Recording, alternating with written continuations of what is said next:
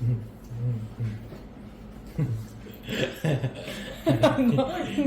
찐따가니.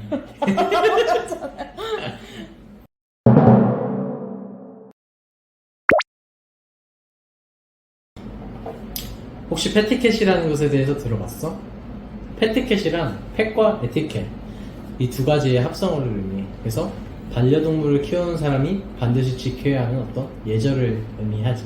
그래서 패티켓에는 이제 반려동물 키우는 사람이 의무적으로 지켜야 하는 네 가지가 있어. 첫 번째는 반려동물을 반드시 등록해야 한다는 점이야. 이 반려동물을 왜 등록을 해야 되냐면, 물론 국가에서 통계를 내야 되는 어떤 필요성도 있지만, 반려동물을 등록함으로써 반려동물의 어떤 신고, 출생은 언제 했는지, 지역은 어디에 사는지, 그 다음에 얘가 죽었는지 살았는지 실종 신고를 할 수 있는 그런 기본적인 거를 만들 수 있는 어떤 밑바탕의 역할을 할 수가 있지. 그래서 이 반려동물 등록 같은 경우는 이제 그 animal.go.kr이라는 그 동물을 등록하고 하는 그 국가 동물 등록 시스템이라는 곳이 있어. 그래서 거기서 등록을 반드시 해줘야 해. 그 외에 이제 회원가입을 하고서 그 사이트 안에서도 동물 등록하는 게 있으니까 그건 홈페이지에 들어가서 한번 참고를 해보면 좋을 것 같아.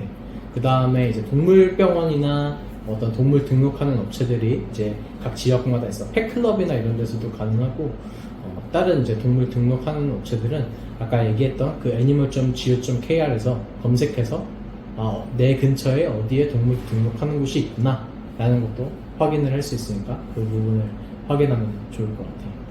일단 두 번째는 이제 목줄을 사용하는 거야. 왜 목줄을 사용해야 되냐면, 자, 우리가 만약에 길거리를 다니는데 목줄이 풀린 강아지가 있다고 생각을 해봐. 얼마나 무섭겠어. 그지? 물론 작은 강아지이고 뭐 큰 강아지고 상관이 없겠지만 어떤 사람은 그걸로 인해서 충분히 위협을 느낄 수가 있기 때문에 반드시 목줄을 사용을 해야 돼.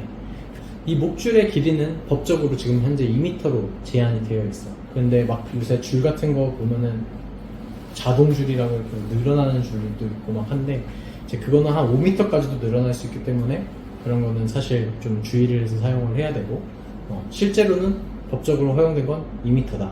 대신에 짧게 손을 잡고 가는 것도 허용은 돼. 그래서 목줄을 사용할 때 항상 2m를 기억해.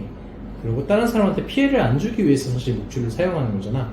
그렇다 보니까 어떤 상황에 따라서 짧게 잡을 수도 있어야 되고 길게 잡을 수도 있어야 되고, 그 줄에 대한 훈련이 기본적으로 보호자가 필요하다는 것이. 이제 3개월 미만의 반려견 같은 경우는 이렇게 안아서 이동을 할 수도 있어. 그 외에도 그 강아지가 안전하게 있을 수 있는 그 안전 잠금 장치 같은 게 있는 가방, 이동형 가방이나 이런 것도 사실 필요해.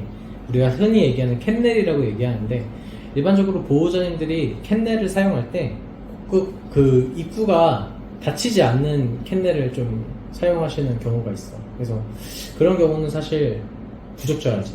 왜냐면 캔넬이라는 것 자체가 이렇게 아이가 어딘가에 튀어나가지 못하게 이렇게 막기 위해서 쓰는 그런 장치이기도 하고, 그때 이동을 하기 위해서 쓰는 가방이기도 하기 때문에, 그리고 동물병원이나 이런 데 갈 때도 사용을 해야 되기 때문에 안전잠금 장치, 캔넬, 그 다음에 목줄, 이런 것들이 반드시 필요하고, 통제가 어느 정도 가능한 부분이 있어야 한다.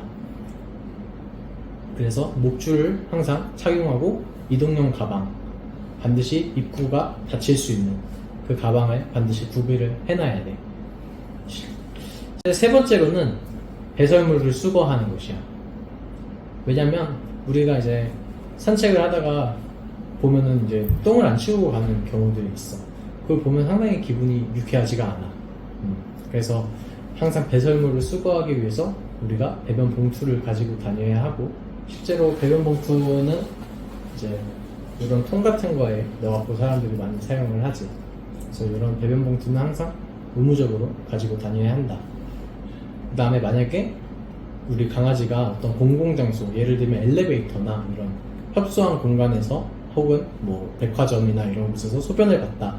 그러면 반드시 휴지나 물티슈 이런 걸로 소변을 닦아주고 배변을 청소해주는 그런 것들을 통해서 여러분들이 좀 더 선진화된 펫 문화를 이어나갈 수가 있을 것 같아요.